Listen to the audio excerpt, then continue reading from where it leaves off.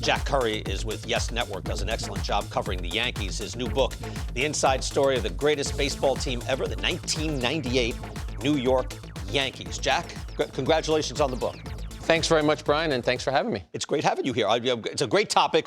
They're a fantastic team. I want to start with 114 wins. I'd even forgotten until I read it in your book. They started poorly. They got off to a bad start. They started 0-3, then 1-4, so much so that Joe Torre decided to call a meeting in Seattle before Game 6. He was angry with the way the team was playing, and he let them know it, but he also let the players speak during that meeting. And a lot of the guys I spoke to 25 years later talked about David Cone saying a lot during that meeting and finding a reason to hate your opponent.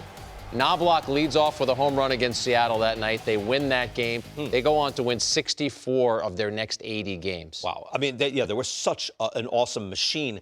And that was the year Brian Cashman had taken over for Bob Watson, right? Take a look at the players that they picked up, because the core is there.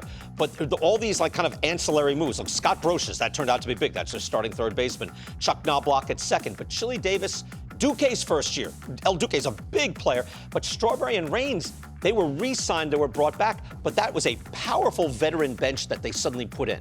Soon after Cashman got the job, the Knobloch move was the first one that he made. And you look at Knobloch's career at that point, he was on a Hall of Fame trajectory, and the Yankees needed a leadoff hitter, and he was a pesky hitter at the top of that order. Machine, yeah. I interviewed Jason Varitek for this book, and I had him go through the lineup of Knobloch to Jeter to Bernie to O'Neill, right on down, and I could see Varitek almost having nightmares as he talked about trying to get all these guys out. Knobloch was a big part of that, and as you said, El Duque. I think if you're going to have a great team, Brian, you have to have some players that essentially come out of nowhere.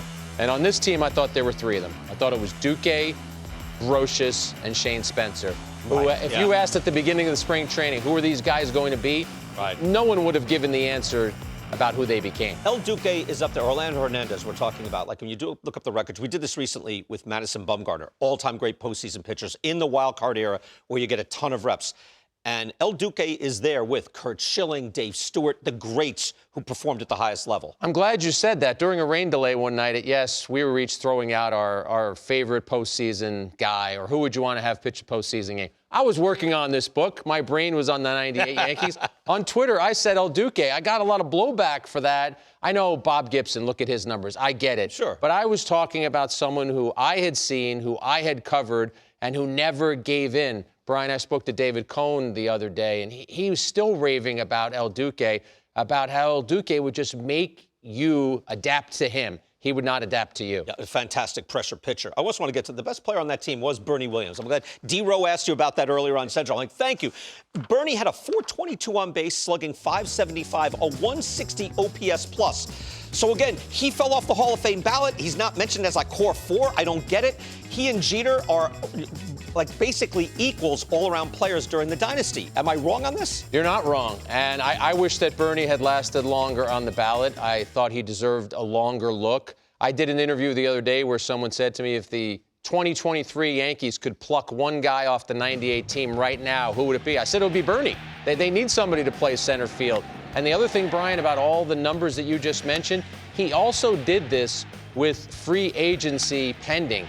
And yes, he re-signed with the Yankees, but he almost went to the Boston Red Sox. So he had that hovering over him. And he talked about in the postseason about being a little distracted, about his mind not being exactly where he needed it to be. But I loved covering Bernie, and like you, I don't think he gets enough credit. All-time winner, just all-time. We go into it and go on and on. The other amazing thing about this group is this was also early on in the wild card era, expanded playoffs.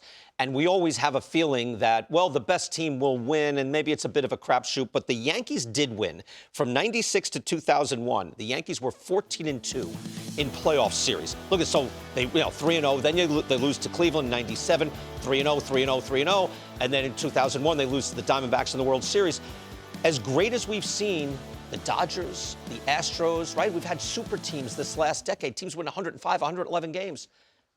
To win every level of playoffs, they did that. How did they do that? Well, I'm glad you brought that up, because that's part of my argument for the greatest ever, because I think historically a lot of people would go to the 27 Yankees, and yes, they were great, and no one can match Ruth and Gehrig, but they had to win one series to win a World Series. Right. I think this team did it because you look at the characters, who they were, Brian, and you look at the consistency and the resilience, and especially focusing on that 98 team, just a belief in themselves. Jeter said to me that they wanted to pummel teams. He said, we wanted to beat you every inning. And I know in baseball you're going out there trying to win every inning, but that 98 team really espoused that and went 11-2 in the postseason. At the time in the season where you're playing the best and the pressure is the highest, they go 11-2. Think of it last year. One last thing, like the Dodgers, 111 wins, and they get dropped. They didn't do anything wrong, just lost in a playoff series. It can happen. Mets had a great season.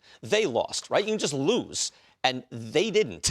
You could always lose, but like that team, again, 14-2, they rarely lost for a 5-year period. That's why I remember the scene in the clubhouse in San Diego being a combination of joy and relief. Yeah. Because you don't want to be the 114-win team that doesn't win it, because nobody's going to remember you. A few years later, Seattle won 116 games in the regular season. Nobody talks about them. This is out now? This is out? It's pre-order now. It'll be out in about 24 hours. So run to your bookstore, Brian. You got till tomorrow and pre-order. You can go get it out there. Excellent. 1998 Yankees with Jack Curry. Thank you, Jack.